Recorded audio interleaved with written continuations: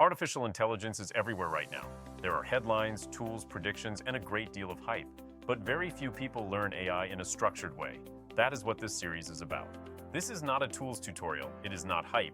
It is structured applied intelligence. Here, we focus on clarity.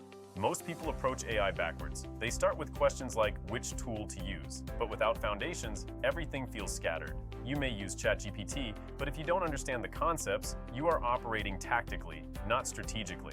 This series is designed for business leaders, professionals, and students. You do not need a technical background. The goal is not to turn you into an engineer. The goal is to help you think clearly about AI.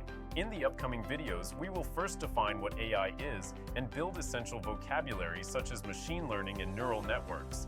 Then we will connect these ideas to business impact and responsible adoption. Finally, we will address governance, bias, risk, and ethical responsibility. The progression is intentional. Definition leads to understanding. Understanding leads to application.